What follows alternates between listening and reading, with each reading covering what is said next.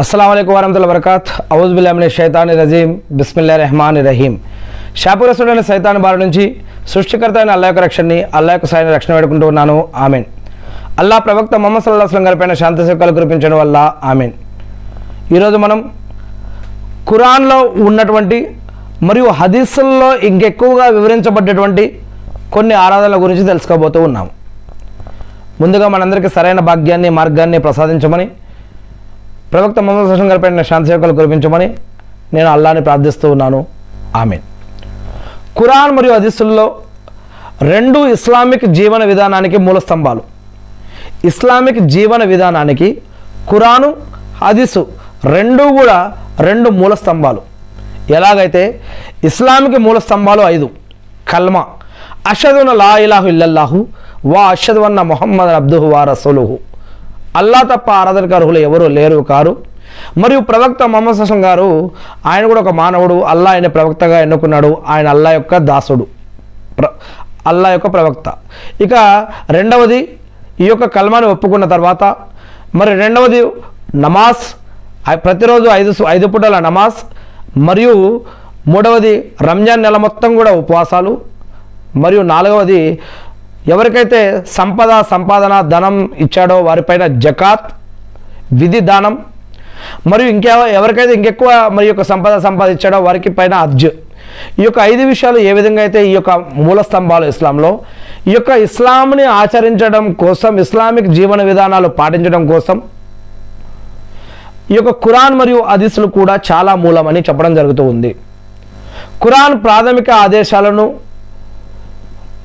ఏం చేయాలని ఇస్తే, హదీసులు వాటి ఆచరణాత్మక రూపాలను మరియు వివరాలను ఎలా చేయాలి అని వివరిస్తుంది.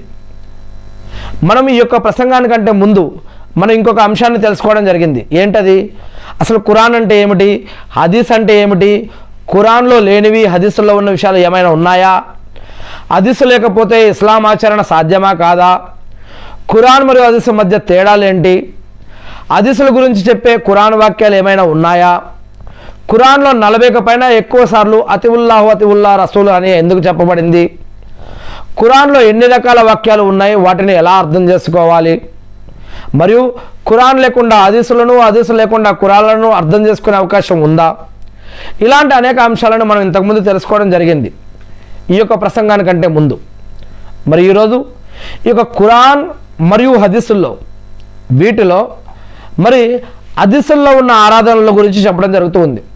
ఈనాటి అంశంలో ఖురాన్లో స్పష్టంగా ప్రస్తావించబడకపోయినా సరే కేవలం హదీసుల ఆధారంగా ముస్లింలు ఆచరించే కొన్ని ముఖ్యమైన ఆరాధనలు మరియు పద్ధతులు కూడా కొన్ని ఉన్నాయి. ఇవి మనం సున్నతే మువక్కదాలో కూడా చూడవచ్చు. ఇవన్నీ కూడా ఉదాహరణకి ప్రతిరోజు 5 పూటల నమాజుల యొక్క సంఖ్య మనం చూసినట్లయితే, ఆ సంఖ్య మరియు వాటిలో ఉన్న రకాతులు మనం గమనించినట్లయితే, ఖురాన్లో నమాజు చేయండి అని ఖురాన్లో ఉంది. మరి ఆ నమాజ్ ఆదేశం ఖురాన్లో ఉన్నా కూడా రోజుకు ఖచ్చితంగా 5 సార్లు చేయాలని, లేదా ఒక్కో నమాజులో ఎన్ని రకాతులు చేయాలని, ఇలాంటి వివరాలు మనకి హదీసులో దొరుకుతాయి. ఉదాహరణకి హదీసుల ద్వారా ఫజర్ నమాజులో 2 రకాతులు, జొహర్ నమాజులో 4 రకాతులు, అసర్ నమాజులో 4 రకాతులు, మగ్రిబ్ నమాజులో 3 రకాతులు, ఇషా నమాజులో 4 రకాతులు, మరియు ఫజర్ నమాజులో 2 రకాతులు బయటికి చదవటం, జొహర్ మరియు అసర్ నమాజులో సైలెంట్గా చదవటం, మగ్రిబ్ మరియు ఇషా నమాజుల్లో మళ్ళీ బయటకు చదవటం, మరియు ఇమాం వెనుక ముక్తదీలు ఎలా ఎప్పుడు ఎవరు చదవాలి, మరియు నమాజు పద్ధతి, నమాజులో నిలబట్టడం, చేతులు కట్టడం, అత్తయా చదవటం, సూరాలు చదవటం, మరి ఏది ముందు ఏది తర్వాత, ఎప్పుడు కూర్చోవాలి, ఎప్పుడు వంగోవాలి, ఎప్పుడు లేవాలి, లైన్లు, మరియు ఇమాం వెనుక ముక్తదీల వల్ల మళ్ళీ ఆ యొక్క ముక్తదీల యొక్క హక్కులు, మస్జిద్ యొక్క హక్కులు, నమాజ్ యొక్క హక్కులు, ఇవన్నీ కూడా మనకి హదీసుల ద్వారా వివరించడం జరుగుతూ ఉంది. అల్లాహు అక్బర్. ఇకపోతే జకాత్ గురించి చూడండి. రెండవ విషయం, జకాత్ అనేది ఒక దాన ధర్మం మరియు లెక్కలు. ఖురాన్ జకాత్ ఇవ్వండి అని చెప్తుంది, ఒక 8 రకాల వాళ్ళకి ఇవ్వండి అని కూడా చెప్తూ ఉంది ఖురాన్లో. కానీ ఎంత సంపద ఉంటే ఇవ్వాలి, జకాత్ ఎక్కడ ఇవ్వాలి, ఎవరికి ఇవ్వాలి, ఎంత సంపద కలిగిన వారు, ఎంత సంపాదించేవారు ఇవ్వాలి, నిసాబ్ మరియు ఎంత శాతం ఇవ్వాలి అనే ఈ యొక్క లెక్కలు మనకి హదీసుల్లో దొరుకుతాయి. హదీసు ద్వారా నగదు లేదా బంగారంపై 2.5% జకాత్ ఇవ్వాలి అని, వెండి మరియు పశువులపై ఉండే పరిమితులు ఎలాంటివని ఇవన్నీ కూడా మనకి హదీసుల్లోనే దొరుకుతాయి.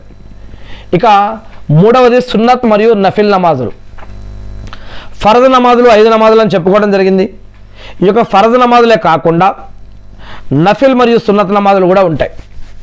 అదనపు నమాజులు వీటి ప్రస్తావన మనకి హదీసుల్లోనే దొరుకుతుంది.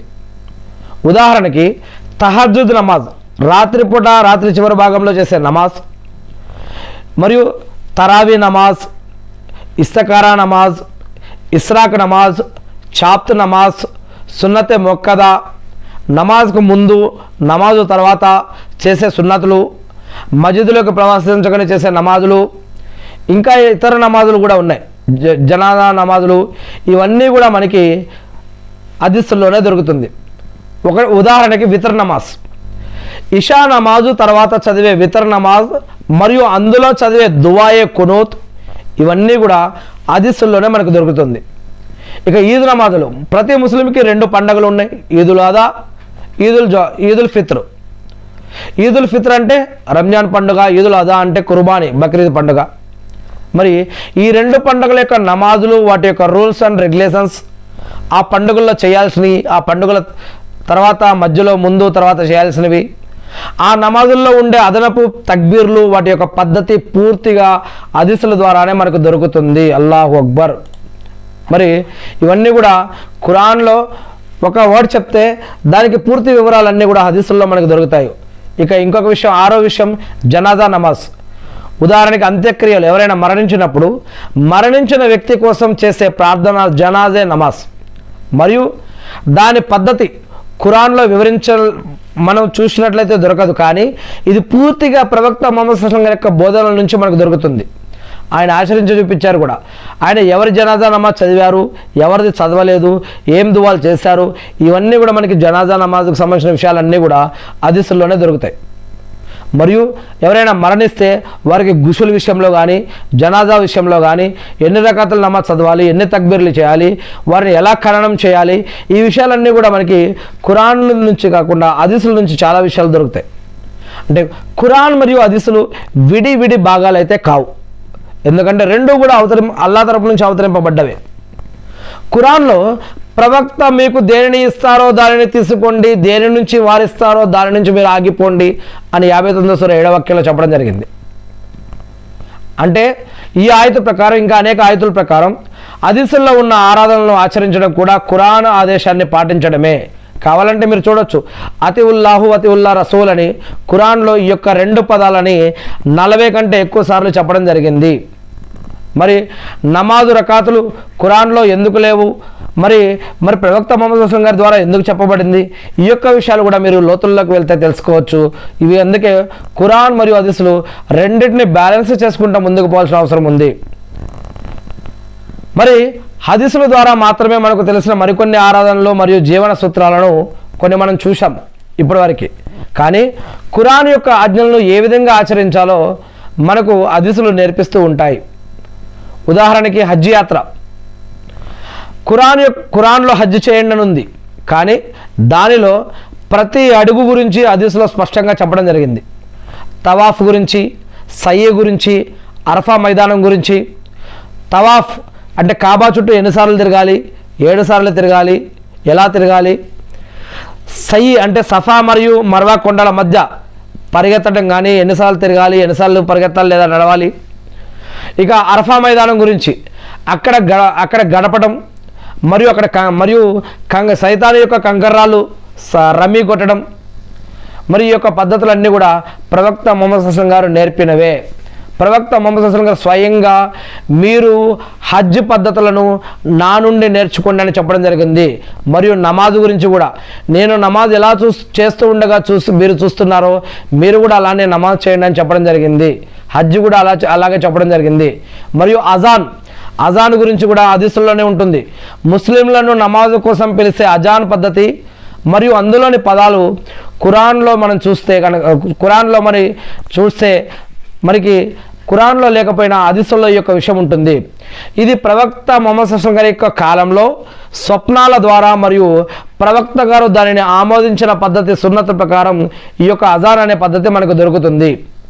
ఇక ఆహార నియమాలు హరాం మరియు హలాల్కి సంబంధించి, హలాల్ మరియు హరాంకి సంబంధించి ఖురాన్లో పంది మాంసం హరాం అని ఉంది, రక్తం హరాం అని ఉంది, అల్లా పేరు పలకకుండా ఏదైనా తింటే అది హరాం అని ఉంది, మరి అల్లా పేరు కాకుండా ఇతరుల పేరు మీద చంపిన వాటిని తినొద్దని ఉంది, అవన్నీ హరాం అని ఉంది, నిషేధం అని ఉంది.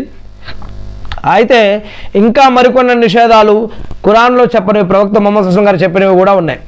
ఉదాహరణకి వన్యప్రాణులు అంటే సింహం, పులి వంటి వేటాడే జంతువుల మాంసం హరాం, నిషిద్ధం, అవి తినొద్దు.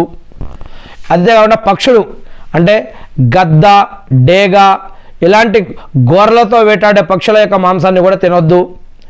అంతేకాకుండా ఇండ్ల దగ్గర ఉండే కొన్ని జంతువులు, పెంపుడు గాడిదల మాంసం కూడా నిషేధం కూడా. ఇవన్నీ కూడా మనకి హదీసుల్లోనే దొరుకుతాయి.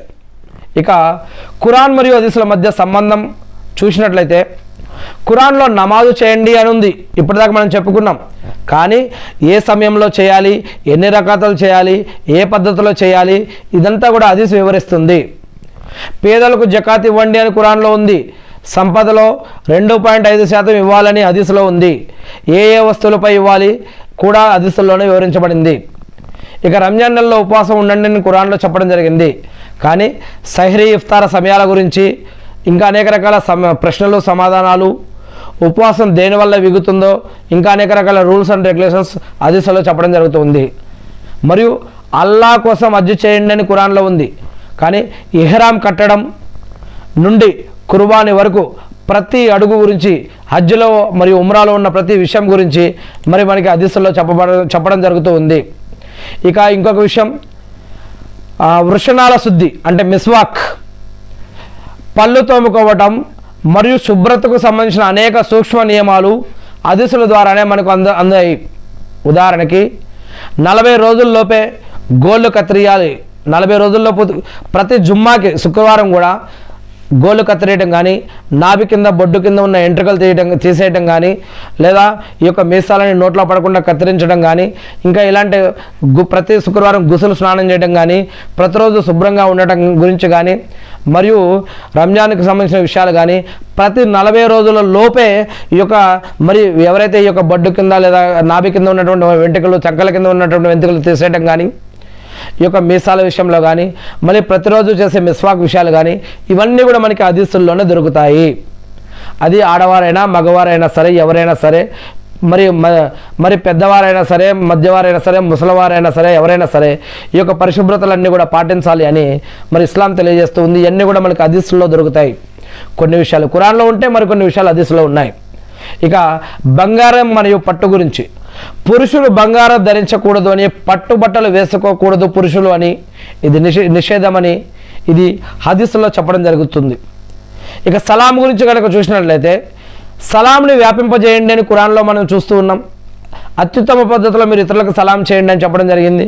కానీ ఒకరిని ఒకరు కలుసుకున్నప్పుడు అస్సలాము అలైకుం వా రహమతుల్లాహి వా బరకాతు అని ఏదైతే ఉందో ఈ యొక్క పలకడం మరియు దానికి సమాధానం చెప్పడం, ఈ యొక్క వివరణ పూర్తిగా హదీసుల్లో దొరుకుతుంది మనకి. మరి హదీసులు లేకపోతే ఇస్లాం ఆచరణ మరి సాధ్యమా అని అంటే దీనికి సమాధానం మీరే చెప్పాలి. ఇంకా కొన్ని విషయాలు మనం చూద్దాం. హదీసుల ద్వారా మాత్రమే మనకు తెలిసిన మరికొన్ని ఆరాధనలు మరియు జీవన సూత్రాలు మనం ఇప్పటివరకు చూసాం మరియు చూడబోతూ ఉన్నాం. ఖురాన్ యొక్క ఆజ్ఞలను ఏ విధంగా ఆచరించాలో మనకు నేర్పిస్తాయి హదీసులు. ఇప్పుడు మనం హజ్ మరియు వీటి గురించి చెప్పుకున్నాం. అజాన్ గురించి, ఆహార నియమాల గురించి చెప్పుకోవడం జరిగింది. మరియు ఖురాన్ మరియు హదీసులో ఉన్న కొన్ని విషయాల గురించి చెప్పడం జరిగింది. ఇతర అంశాల గురించి కూడా చెప్పుకోవడం జరిగింది. ఇకపోతే నేను ఆ సృష్టికర్త అల్లాహ్ను ప్రార్థిస్తూ ఉన్నాను, అల్లాహ్ మా అందరికీ సరైన మార్గాన్ని ప్రసాదించడం వల్ల. నమాజు పద్ధతి మరియు రకాతులు, ప్రవక్త ముహమ్మద్ సల్లల్లాహు అలైహి వసల్లం గారు నమాజు ఎలా చేయాలో స్వయంగా చూపించి దాన్ని అనుసరించమని చెప్పారు. నేను ఎలా నమాజు చేయడం మీరు చూశారో అలాగే మీరు కూడా నమాజు చేయండి అని ప్రవక్త ముహమ్మద్ సల్లల్లాహు అలైహి వసల్లం గారు చెప్పారని సహీ బుఖారీ హదీస్ గ్రంథంలో 631లో చెప్పడం జరిగింది. జకాత్ లెక్కల గురించి 2.5% లేదా 1/40వ వంతు అని, బంగారం మరియు వెండి నగదుపై ఎంత జకాతు తీయాలో ఈ యొక్క హదీస్ వివరిస్తుంది. వెండిపై ప్రతి 40 దిర్హాములకు 1 దిర్హం అంటే 2.5 జకాత్ ఇవ్వాలి అని సహీ బుఖారీ హదీస్ గ్రంథంలో 1454 హదీస్లో చెప్పడం జరుగుతుంది. హజ్ యాత్రలో ప్రతి అడుగు ప్రవక్త ముహమ్మద్ సల్లల్లాహు అలైహి వసల్లం గారి చూసి నేర్చుకోవాలి అని ఆయన్ని, మీరు మీ యొక్క హజ్ మరియు ఉమ్రా పద్ధతులు నా నుండి నేర్చుకోండి అని ప్రవక్త ముహమ్మద్ సల్లల్లాహు అలైహి వసల్లం గారు చెప్పారని హదీస్ నెంబర్ 1297లో ఈ యొక్క హదీస్ చెప్పడం జరుగుతుంది సహీ ముస్లిం హదీస్ గ్రంథంలో. ఇకపోతే చివరిగా వితర్ నమాజ్ గురించి. వితర్ నమాజ్ తప్పనిసరి అని కాకపోయినా అది అత్యంత ముఖ్యమైన సున్నత్ అని హదీసులు చెప్తూ ఉన్నాయి. ఓ ఖురాన్ ప్రజలారా, ఓ విశ్వసించిన వారులారా, వితర్ నమాజ్ చదవండి. ఎందుకంటే అల్లా ఒక్కడే బేసి సంఖ్య అయిన బేసి సంఖ్యను వితర్ను ఇష్టపడతాడు. ఈ యొక్క హదీస్ అబూ దావూద్ హదీస్లో 1416, తిర్మిజీ హదీస్లో 453లో చెప్పడం జరుగుతూ ఉంది. పురుషులకు బంగారం మరియు పట్టు వస్త్రాల నిషేధం గురించి. ఒక చేత్తో పట్టు వస్త్రాన్ని మరో చేత్తో బంగారాన్ని పట్టుకొని ప్రవక్త ముహమ్మద్ సల్లల్లాహు అలైహి వసల్లం గారు ఏమన్నారంటే, ఈ రెండు నా యొక్క ఉమ్మతులోని పురుషులకు హరాం, నిషిద్ధం, కానీ స్త్రీలకు ఇవి హలాల్, స్త్రీలకు ఇవి అనుమతించబడినవి అని ప్రవక్త ముహమ్మద్ సల్లల్లాహు అలైహి వసల్లం గారు చెప్పారు అని సుననే అబూ దావూద్ హదీస్ గ్రంథం 457, ఇబ్నే మాజా 3595 హదీస్లో చెప్పడం జరుగుతుంది. ఇక జనాజా నమాజ్లో 4 తక్బీర్లు చెప్పే విధానం. హదీస్లో నజాసి అబిసినియా రాజు మరణించినప్పుడు ప్రవక్త ముహమ్మద్ సల్లల్లాహు అలైహి వసల్లం గారు ప్రజలను ప్రార్థనా స్థలానికి తీసుకెళ్ళి వరుసగా నిలబెట్టి 4 తక్బీర్లు చెప్పారు. మరి 4 తక్బీర్లు చెప్పారు. ఇది సహీ బుఖారీ హదీస్ గ్రంథం 1245 హదీస్లో చెప్పడం జరుగుతుంది. సహీ బుఖారీ రెఫరెన్సులు మరి ఇవన్నీ కూడా మనం ఏదైనా ఒక హదీస్ తీసుకుంటే దాని యొక్క రిఫరెన్సులు కూడా అవి కరెక్టా కాదా అనేది చూడటం చాలా అవసరం. ఏది ఏమైతేనేమి నేను ఆ సృష్టికర్త అయిన అల్లాను ప్రార్థిస్తూ ఉన్నాను. అల్లా, మీరు ఏ ఉద్దేశంతో అయితే మాకు ఖురాన్ గ్రంథాన్ని మరియు ప్రవక్తను ఇచ్చి ఉన్నారో అల్లా, ఈ యొక్క ఖురాన్ మరియు హదీసులను మేము తెలుసుకొని, నేర్చుకుని, అర్థం చేసుకొని, గుర్తుపెట్టుకొని వాటి ప్రకారం మేము జీవిస్తూ మిమ్మల్ని ఆరాధిస్తూ తెలియని ఇతర మా సోదరి సోదరులు కూడా తెలిపే భాగ్యాన్ని మాకు ప్రసాదించమని మా అందరి తరపున కూడా మిమ్మల్ని ప్రార్థిస్తూ ఉన్నాం వల్ల ఆమీన్. అల్లా మమ్మల్ని అందరినీ నరకం నుంచి రక్షించి మా అందరికీ కూడా స్వర్గ భాగ్యాన్ని ప్రసాదించండి వల్ల ప్రవక్త ముహమ్మద్ సల్లల్లాహు అలైహి వసల్లం గారి పైన శాంతి సుఖాలు కురిపించండి వల్ల ఆమీన్. అల్లాహు అక్బర్.